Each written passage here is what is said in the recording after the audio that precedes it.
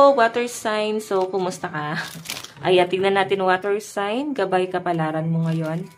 Water sign, Cancer, Pisces, and Scorpio. Gabay kapalaran, spirit guide. Water sign.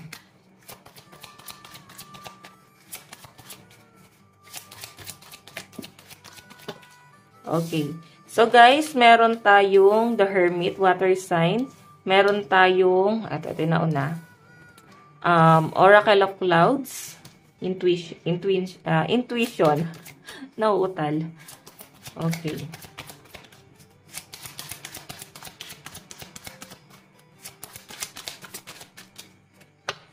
Okay, water sign, meron tayong delay.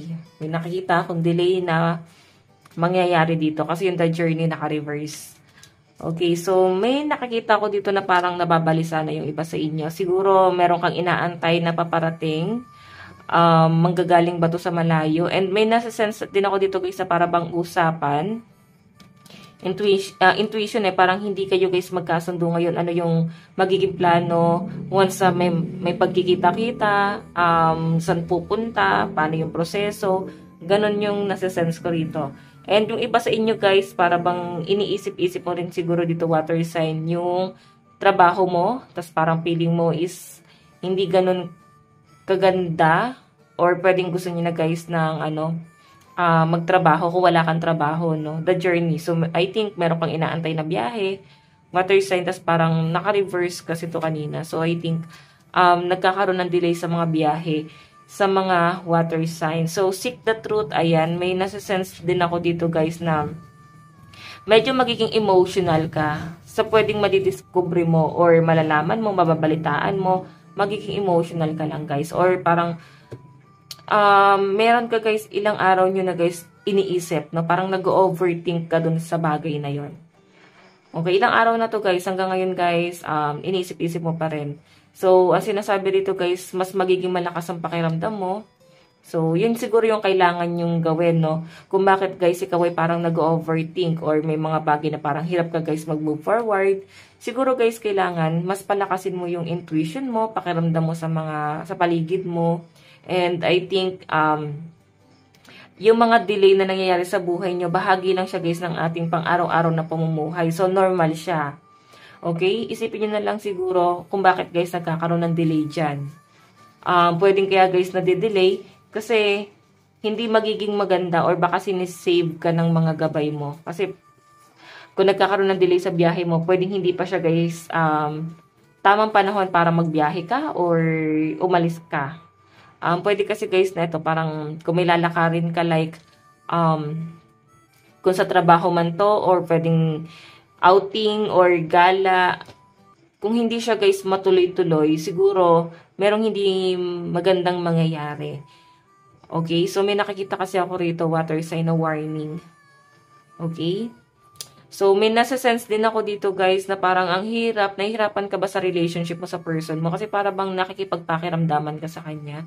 Lagi siya guys nag-overthink, lagi siguro guys pwede nag-aalala or kung ano-ano guys ang iniisip sa inyo. Okay, sige. Tignan pa natin. Kunin natin to. Laki number mo, 923. 923, ayun. 923.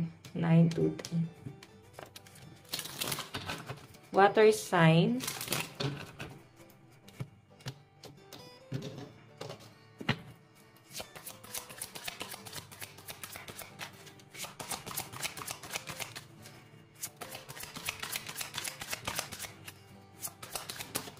Okay, so guys, meron tayong 9 of Wands and 7 of Wands, water sign.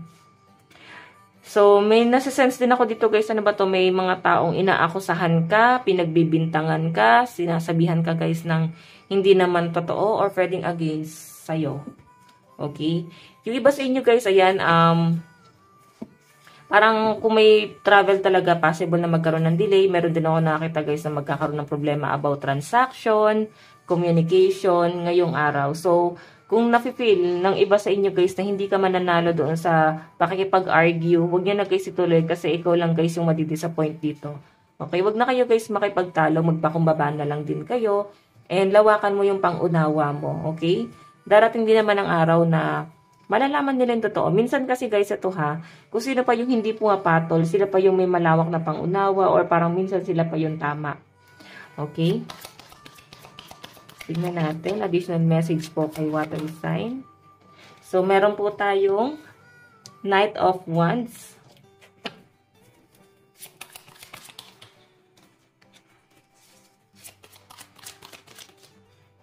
So, meron po tayong Knight of Pentacles.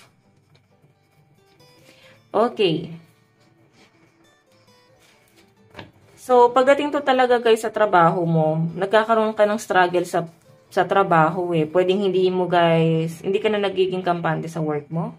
So, gusto na siguro guys ng iba sa inyo na may pagbabagong mangyari. So, may Knight of Pentacles dito. Siguro nag-iisip ng iba sa inyo, ano pa kayang pwede na pagkakitaan. So, may nasa-sense din ako guys na mukhang hindi nyo rin guys nakakasundo yung mga katrabaho mo or nahihirapan ka ba pagdating sa mga client, customer, or pwedeng nagtatrabaho ka tapos sa person mo guys, parang mayat maya guys, kailangan i-update nyo sila. Ganun yung nasasagap ko. Okay? So, sa pinapakita sa akin dito, water sign, mahirap kasi yung ganon. Na parang kailangan nagpo-focus ka sa trabaho mo tapos ginugulo ka ng person mo kung ano-ano guys ang iniisip sa inyo. Parang obsessed yung nasasagap ko dito guys. Okay? So, yung iba naman dito guys,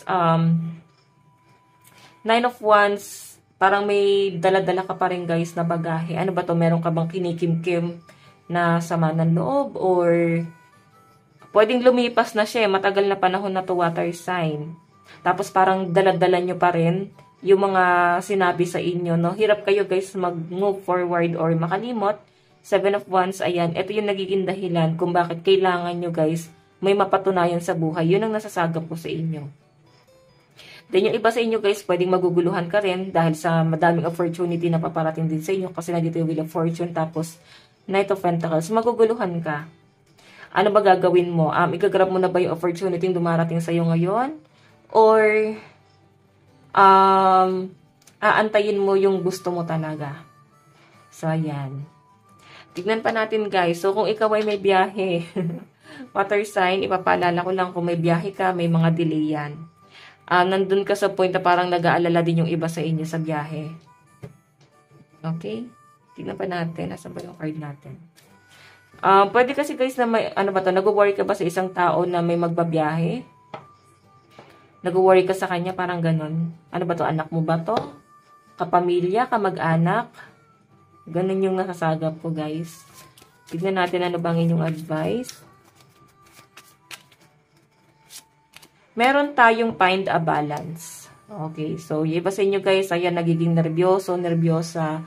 Siguro guys, kailangan nyo sigurong kalmahin muna yung sarili mo. Medyo nagpapalpitate ka. Siguro ano ba to? Kailangan nyo guys maging mahinahon sa pag-inom ng kape. Mahilig ba kayo sa kape? Tignan pa natin guys, advice. Meron tayong unknown territory. You are exactly where you need to be. Okay, so water sign, ayan. Pwedeng duda ka.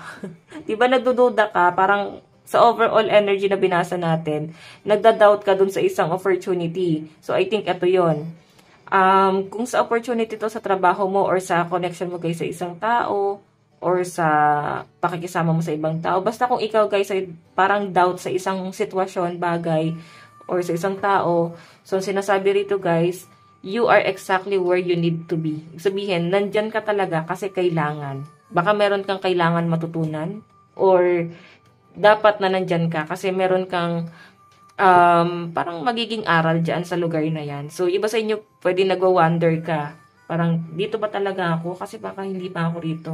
So, kung ito guys ay patungkol sa trabaho, kaya siguro guys hindi dumarating yung kaya siguro hindi ka pa tinatawagan dun sa in-applyan mo na trabaho na gusto mo talaga at ang dumating is yung trabaho na hindi mo naman talaga guys gusto, is baka kasi guys hindi magiging maganda yung buhay mo doon sa gusto mo talaga. So, kung nasan ka ngayon guys, nakatadhana talaga siya. Okay? So, water sign, na to lang po ang inyong reading. Maraming salamat po. Bye-bye.